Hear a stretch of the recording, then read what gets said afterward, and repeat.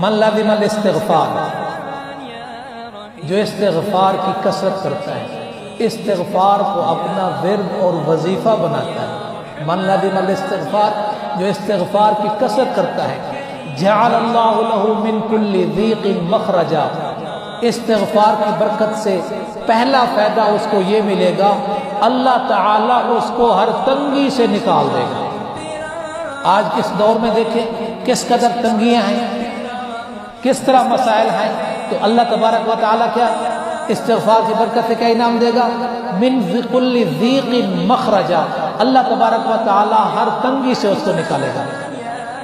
ومن کل ہم فرجا، اللہ تعالیٰ اس کا ہر غم دور کر دے گا۔